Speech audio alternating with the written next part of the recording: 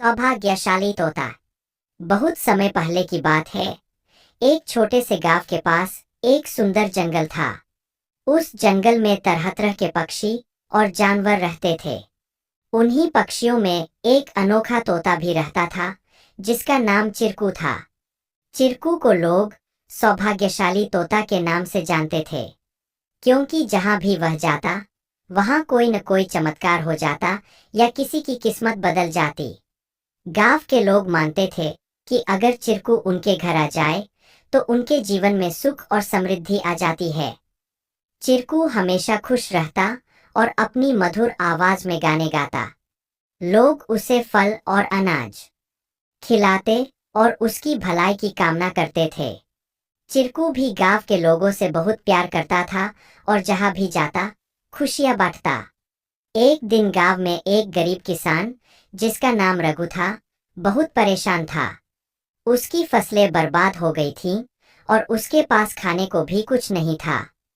वह दिन रात मेहनत करता, लेकिन किस्मत उसका साथ नहीं दे रही थी। एक दिन रघु ने गांव के लोगों से चिरकू के बारे में सुना और सोचा कि शायद यह सौभाग्यशाली तोता उसकी भी मदद कर सकता है।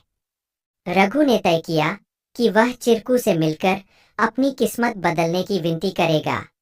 अगले दिन वह जंगल की ओर चल पड़ा और चिरकू को खोजने लगा। बहुत ढूंढने के बाद उसे चिरकू एक पेड़ की डाल पर बैठे हुए मिला। रघु ने बड़े ही आदर के साथ कहा।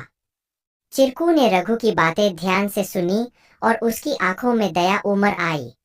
चिरकू ने अपनी चोंच में एक छोटी सी चमकती हुई पत्ती उठाई और रघु को देते हुए कहा, यह जादुई पत्ती है, इसे अपनी जेब में रख लो और जब तुम अपने खेत में काम करने जाओ तो यह पत्ती तुम्हारी किस्मत बदल देगी। रघु ने धन्यवाद कहा और वह पत्ती लेकर अपने घर लौट आया। अगले दिन वह अपने खेत में काम करने के लिए गया। जैसे ही उसने खेत में जुताई शुरू की, अचानक से बारिश होने लगी। उसकी सूखी जमीन हरी भरी हो गई और थोड़े ही समय में उसकी फसलें लहलहा उठीं। रघु की मेहनत सफल हुई और उसकी किस्मत सच में बदल गई। अब रघु के पास भरपूर अनाज था और वह फिर से खुशहाल जीवन जीने लगा। उसने गांव के लोगों को चिरकू की बुद्धिमानी और उसके द्वारा दी गई जादुई पत्ती के बारे में बताया।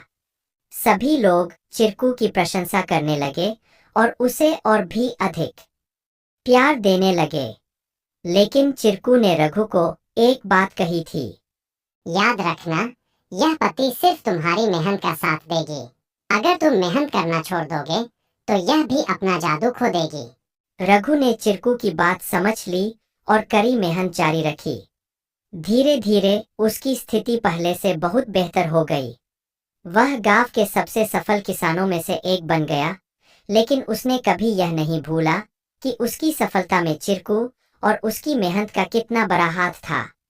कहानी से सीख। इस कहानी से हमें यह सीख मिलती है कि किस्मत भी उन्हीं का साथ देती है जो खुद मेहनत करते हैं।